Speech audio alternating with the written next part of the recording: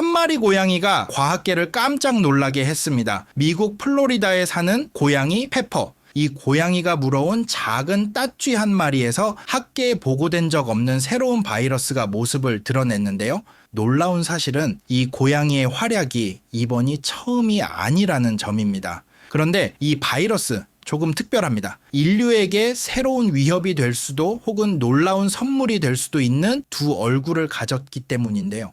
평범한 고양이의 우연한 사냥이 어떻게 인류의 미래를 바꿀지 모를 발견으로 이어진 걸까요? 바이러스 학자인 존 레드니키 플로리다대 공중보건대학원 교수님이신데, 이분의 이제 반려묘가 있어요. 페퍼라는 고양이인데요. 근데 이 페퍼가 이제 바깥에 활동을 하면서 간혹가다 이제 사냥 활동을 하나 봐요. 페퍼가 이제 물어온 죽어온 다찌를 이 교수님이 종종 이제 본인의 이제 바이러스 감염 연구에 좀 활용을 하셨나 봅니다. 그 사체를 이제 원래는 다른 바이러스의 그런 역학 조사를 위해서 이제 실험실로 가져가셔서 이제 실험을 하셨는데, 그거를 이제 분석 중에 이제 우연히 이제 오르소네오 바이러스라는 이제 새로운 바이러스를 발견을 했다고 해서 학계에 보고를 한 사례인데요. 이제 마이크로바이올로지 리소스 어나운스먼트라는 이제 저널에 보고를 하셨고요. 이 저널에서 보면 이제 페퍼가 사냥한 죽은 다찌에서 비장하고 신장을 분리를 하셨습니다. 그리고 이 분리한 조직을 갈아서 TB1LU라는 박쥐세포와 베로이6라는 원숭이 세포에 키웠습니다. 그리고 며칠 후에 이제 이 세포를 계속 관찰을 하니까 이제 바이러스에 의해서 세포가 죽으면 사이토패틱 이펙트라고 해서 바이러스가 세포를 죽이는 이제 특이한 사멸 효과가 있거든요. 이 효과를 7일째 관찰을 하신 겁니다. 그래서 뭔가 모르는 바이러스가 있구나 라고 해서 이 세포에서 유전자를 추출을 해서 NGS 유전자 검사를 하셨고요. 그 결과로 이제 머머리안 오로스레오 바이러스라고 하는 새로운 바이러스 유전자를 검출을 하셨고, 이제 이거를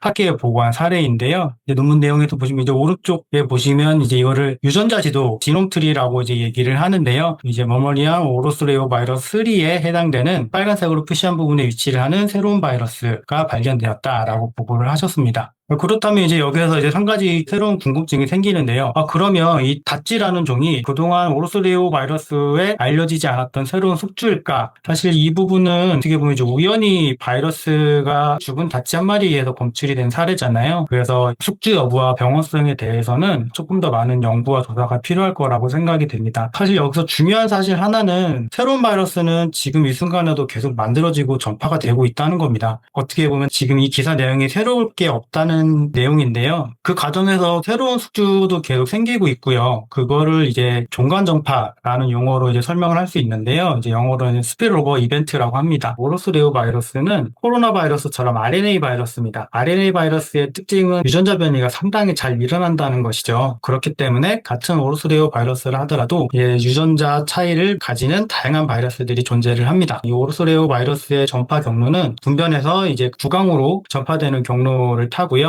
이제 숙주로는 주로 사람, 조류, 소, 원숭이, 양, 돼지, 개코, 원숭이, 바퀴 등 매우 다양합니다. 그래서 새로운 숙주가 발견되는 것이 사실 어떻게 보면 새로울 것이 없는 사실이고요. 인간에게 흔하게 걸리는 바이러스 종류라고 해요. 하지만 이제 심각한 질병을 유발하지 않기 때문에 그동안 별로 주목을 받지 못하고 있는 바이러스였는데, 이제 최근에 이제 그 어린아이나 나이 드신 분들한테서 이 바이러스가 감염이 되었을 때 뇌염, 수막염, 그리고 이제 위장염 같은 중증 질환과 연관성이 있다고 이제 보고가 되면서 조금 더 관심도 많아지고 연구하시는 분들도 많아지고 있는 추세의 바이러스입니다. 아까 앞서 말씀드렸던 것처럼 이제 오로스레오 바이러스라고 하더라도 이제 상당히 유전적으로 차이가 많이 있는 바이러스들이 존재를 한다고 말씀을 드렸는데요. 지금 이번 사례도 사실 오로스레오 바이러스가 기존에 존재하던 오로스레오 바이러스 중에서 유전적으로 조금 차이가 있는 새로운 바이러스 종을 분리한 것이지 완전히 새로운 종의 바이러스가 발견된 것은 아니라고 이제 말씀을 드릴 수가 있습니다. 이번에 분리된 오로스레오 바이러스는 그 머머리안 오로스레오 바이러스 3에 위치하는 바이러스가 되고요. 유전적으로는 기존에 존재하던 바이러스와 한 5% 정도의 유전자 차이를 나타내는 바이러스 종입니다. 그래서 크게 그렇게 기존에 존재하던 오로스레오 바이러스와 차이가 벌어지는 그런 새로운 종은 아니고요. 왼쪽에 이제 보여드린 것처럼 이제 종속 과목 강문계, 저희가 이제 종 분리할 때 많이 쓰는 그 분류계잖아요. 여기서 보시면 이제 이번에 분류된 바이러스는 이제 맨 하단에 위치하는 종에 해당되는 바이러스입니다. 그 위에 뭐 속이나 과 이런 쪽으로 만약 바이러스가 분리가 됐다고 하면은 이제 바이러스 연구하시는 분들한테도 이제 상당히 중요한 개념으로 다가올 텐데, 어떻게 보면 이제 이 한 바이러스 속에서 상당히 많은 종이 존재를 하는데 그 중에 이제 한 종이 새로 발견이 됐다라는 개념이기 때문에 사실 그렇게 위험하다라는 생각은 하지 않으셔도 될 것 같습니다. 자, 이제 앞서 제가 종간전파라는 개념에 대해서 말씀을 드렸는데요. 사실 이게 인수공통 감염병의 중요한 개념이라고 말씀을 드렸죠. 사실 지금까지 알려진 정보만으로 다찌가 가지고 있던 오르소데오 바이러스가 고양이나 사람한테 전파될 가능성을 판단하기는 좀 어려움이 있습니다. 다찌에서 고양이 아니면 다찌에서 사람, 뭐 고양이에서 사람 이런 식으로 이제 종간 전파가 일어나기 위해서는 다양한 조건들이 맞아야 되는데요. 이제 제일 중요한 거는 이 오르소데오 바이러스가 감염이 되기 위해서 좋아하는 요소들이 있는데, 이런 요소들이 고양이나 사람에게도 존재하고 있어야 되는지에 대한 부분이 제일 중요한데요. 바이러스는 이제 상당한 편식쟁이여서 뭐 세포나 조직, 숙주에 따라서 그 선호하는 요소들이 뚜렷합니다. 그래서 이 자기가 선호하는 요소에 따라서 선택적으로 감염이 된다는 건데요. 이걸 이제 트로피즘이라고 설명을 합니다. 이번에 새로 분리된 이 오르소데오 바이러스가 어떤 요소들을 선호하고 이런 요소들이 고양이나 사람한테 존재하는지를 과학적으로 밝혀야지 이거를 과학적으로 사람한테 감염될 가능성이 높다고 이제 추정하고 주장할 수가 있게 되는 것인데요. 그림에서 보시는 것처럼 이제 세포를 좋아하는 바이러스, 그리고 뭐 조직을 좋아하는 바이러스, 그리고 숙주를 좋아하는 바이러스에 따라서, 그리고 그 장기나 종에 따라서 감염이 되고 안 되고가 결정이 됩니다. 사람한테 그 감염이 되는 여부를 판단짓는 중요한 개념이라고 설명드릴 수 있을 것 같습니다. 바이러스가 감염이 되는 경로 중에 제일 중요한 게 세포 안으로 침투를 하는 과정이라고 말씀을 드릴 수가 있는데요. 그럼 세포 안으로 침투를 하기 위해서는 그 세포 수용체, 셀 리셉터라고 하는 게 있는데, 거기에 바이러스가 바인딩을 하고 그 바인딩이 되면서 이제 세포 안으로 들어오게 되는 과정을 거쳐야지 감염이 일어나게 되는 거거든요. 그럼 앞서 말씀드린 것처럼 그 첫 번째 단계가 그 세포 수용체와 바이러스가 이렇게 바인딩하는 이 과정이 중요하다고 말씀을 드렸죠. 그래서 이번에 새로 발견된 이 오르소데오 바이러스가 좋아하는 그 세포 수용체가 사람한테도 존재를 하는지, 그리고 존재를 한다고 하면은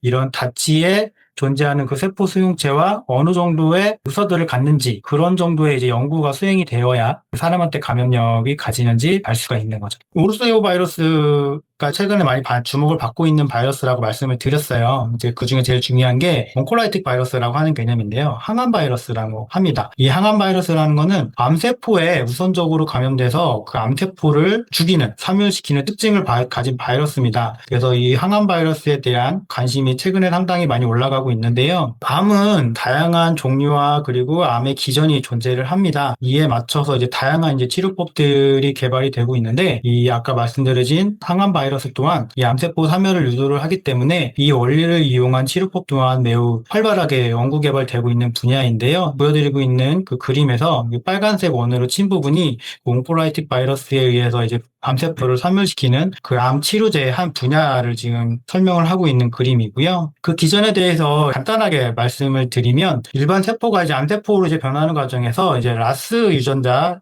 노란색으로 표시되어 있는 라스 유전자의 변이가 이제 매우 중요한 개념인데요. 라스가 형질 전환된 그 암세포에 오르소데오 바이러스가 이제 선택적으로 이제 감염이 된다고 하고요.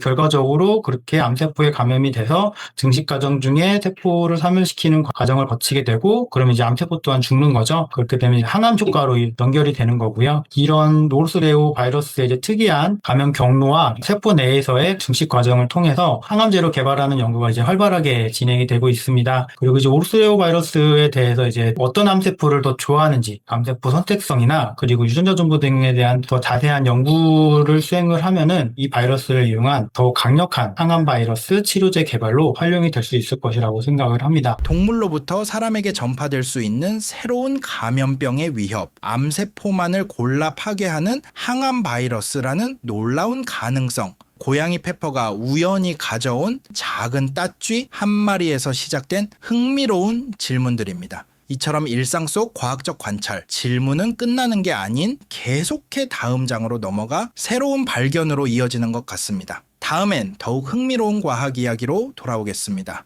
지금까지 안 될 과학이었습니다.